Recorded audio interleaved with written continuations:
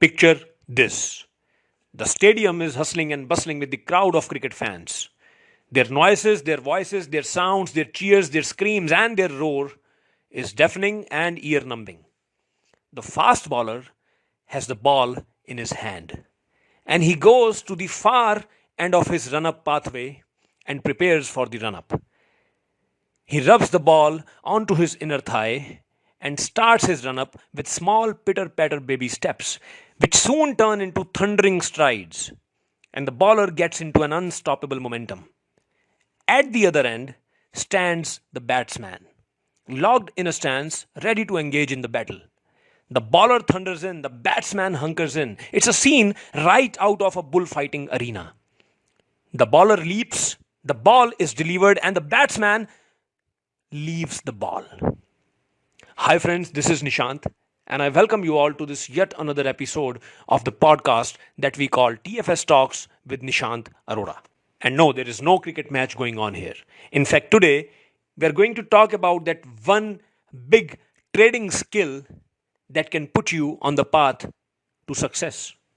That one trading skill that is the main difference between a successful trader and a non successful one. Unfortunately, it is one of the most less talked about trading skill because it's not fancy, because it has nothing to do with those fancy methods. And I personally believe that if you want to convey something very, very important, you gotta make it interesting, you gotta make it entertaining. So that is why I decided to draw the analogy from cricket, with the help of which I will actually convey the importance of this skill that we are going to talk about today. So today I'm going to talk about that one big trading skill that you can actually learn from test cricket. Now, before you assume anything, let me clear the air.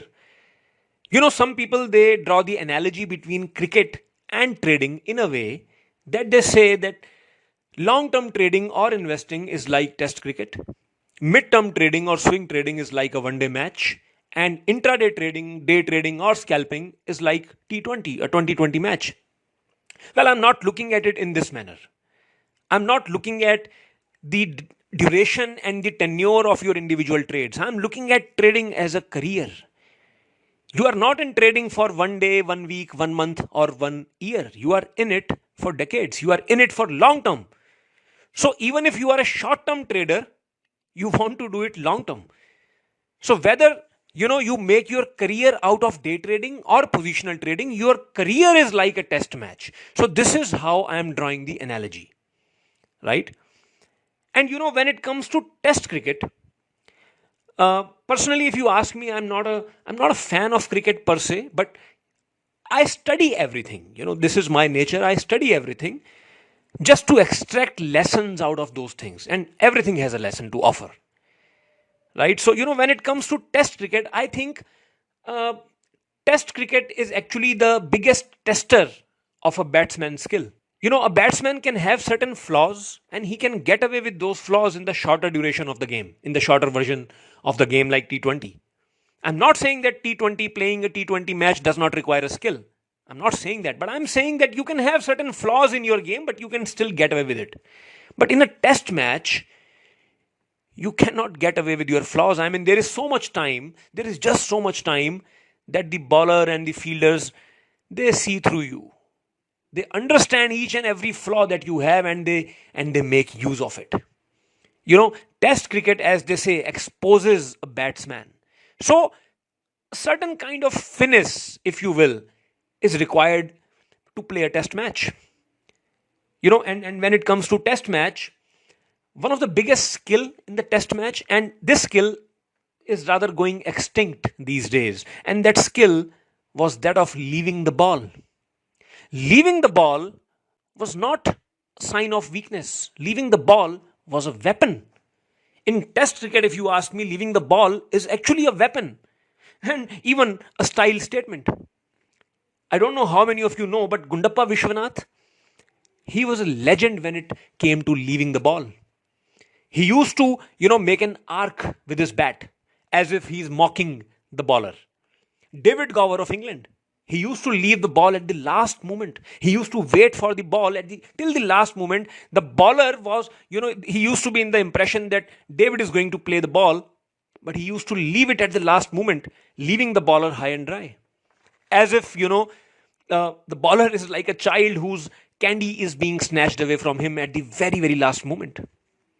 Steve Smith, if you remember the third day of the second test in Ashes 2019, what a wonderful display of leaving the balls. In fact, I remember reading in Indian Express, the headlines were that Steve Smith revolutionized the art of leaving the ball in test cricket.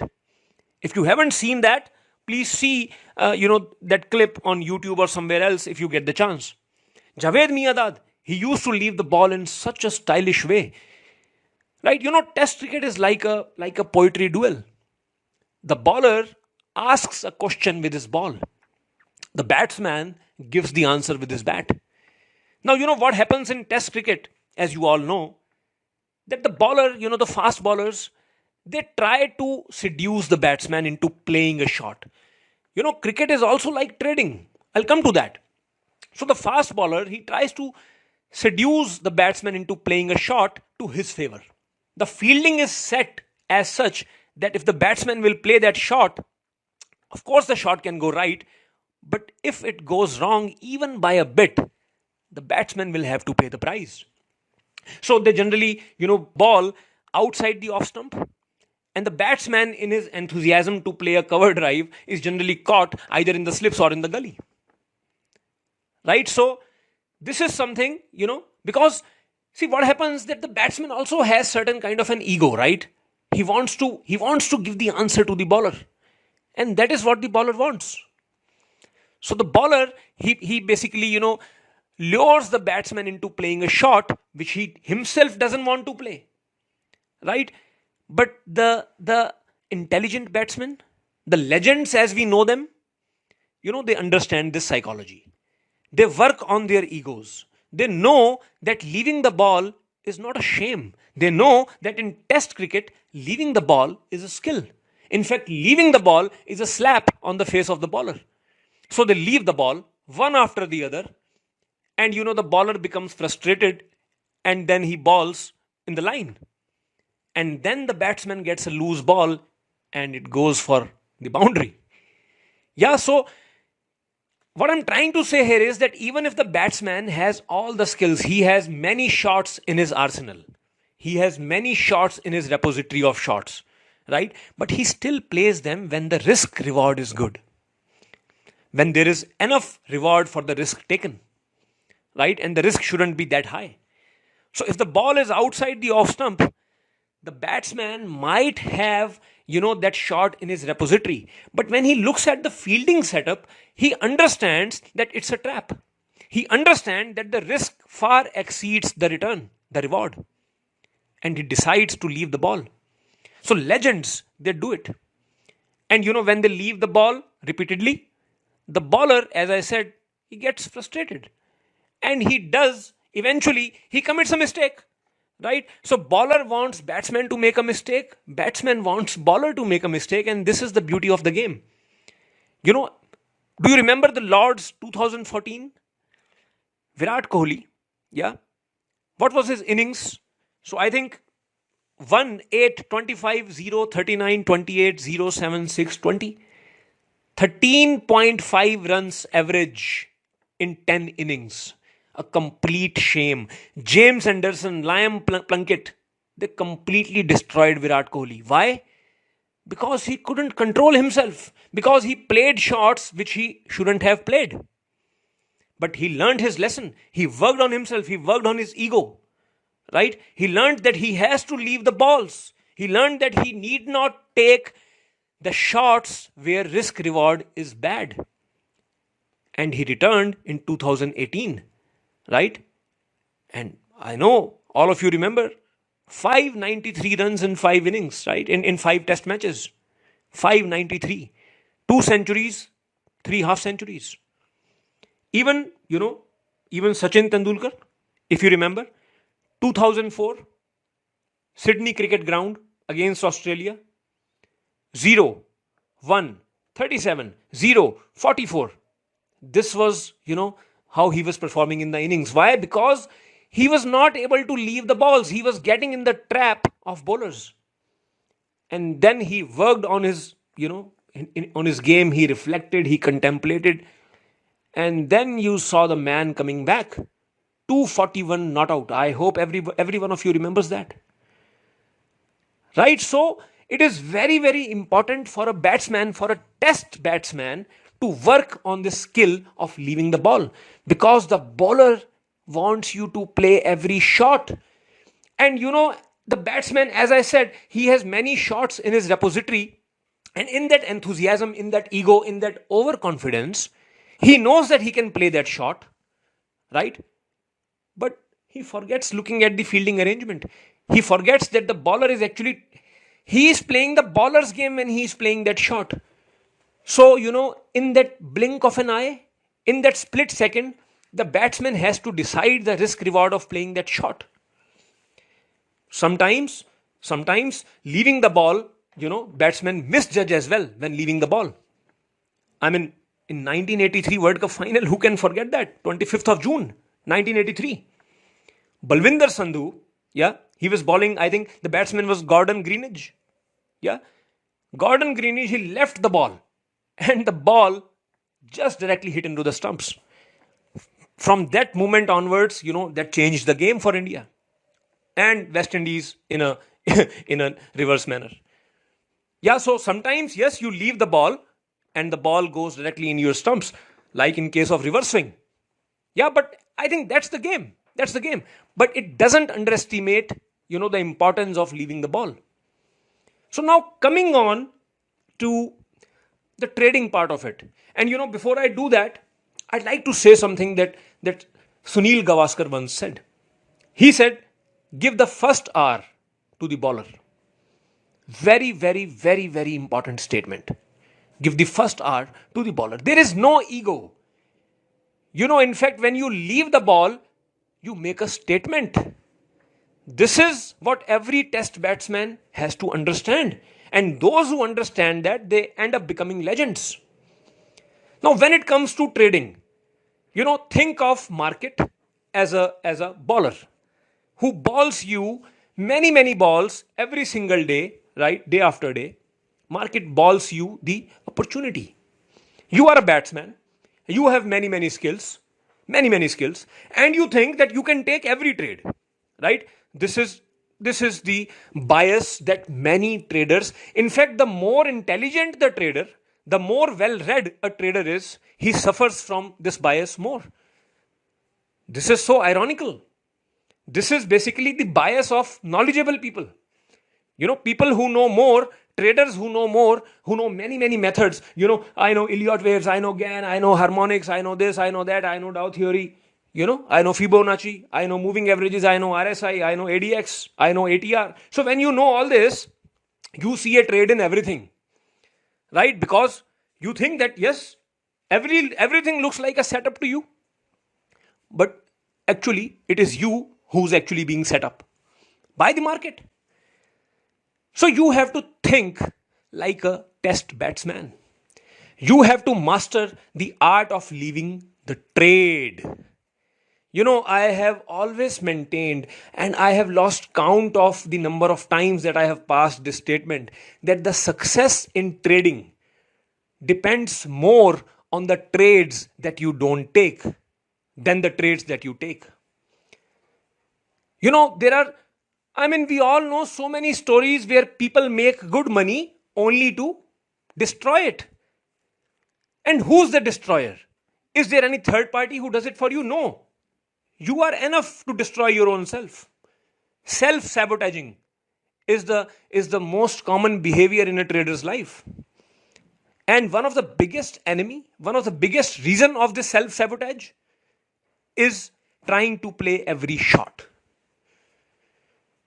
How does any trader blow his account? It's due to the trades that he shouldn't have taken.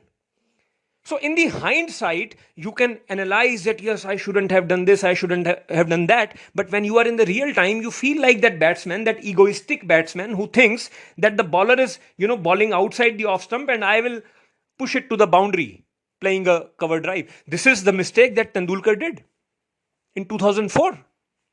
This is the mistake. He tried to play cover drives. I mean, cover drive. Just imagine cover drive, the patented cover drive, Sachin Tendulkar's cover drive. But he was paying for it.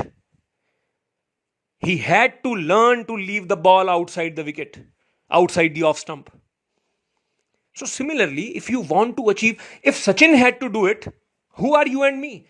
In terms of trading as our business. The god of cricket, he had to learn. We have to learn as well.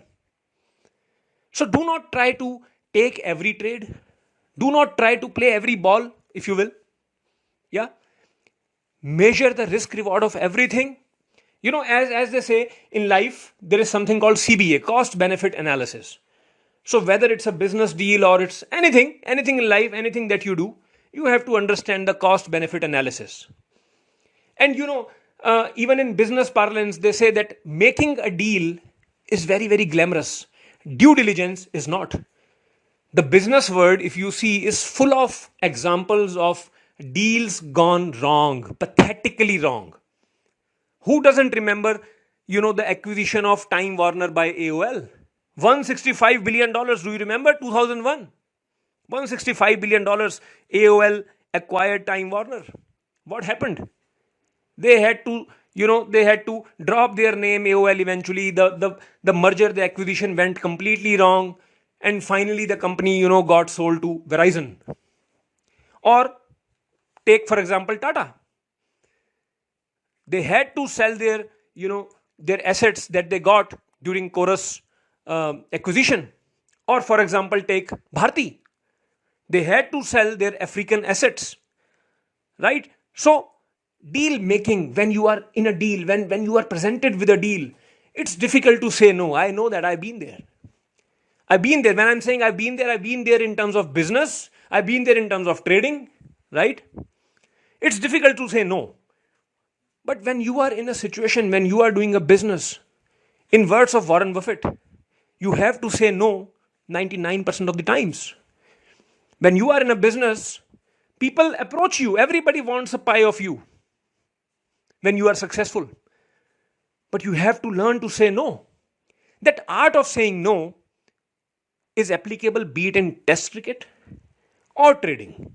You have to learn to say no. So, when you think about it, when you contemplate on it, when you reflect on these ideas, see, everything is an idea. This is an idea. This is just a perspective that I'm giving you. I'm not giving you any technique or any trick or anything else. A batsman, he knows all his shots, but just this wrong perspective can actually put him in a bad spot.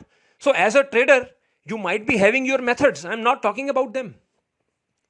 This talk is not about methods. I'm talking about the perspective.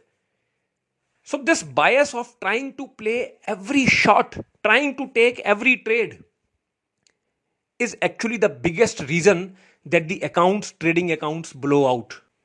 So if you just master this one skill, that you become like Gundappa Vishwanath, you become like David Gower, you become, like these people who used to leave the ball in a stylish way, pass a statement, make a statement. When you leave the ball, when a batsman leaves the ball, who's in authority? The bowler or the batsman? The batsman. Because now he is dictating his terms that I will not play this ball. So similarly, do not think that if you do not take a trade, or let's say the trade works well and you do not take it, do not feel bad. Because the choice is yours. The power of choice is the biggest power you have. But if you try to play everything, you lose this power of choice. And this power of choice is actually the biggest advantage that an individual retail trader has over institutional traders. If you work in a hedge fund or if you work on a trading desk, you do not have this power. You have targets, you have quotas, you have, different things. You are in a bureaucracy, you are in a system. But as an individual retail trader, people talk about the disadvantages of being a retail trader all the time, right? Oh, we are powerless and all that. But actually, the biggest power that you guys have, or we have, is the power of choice. If we want, if we want not to take a trade for 10 days, nobody is going to ask anything. We are not answerable.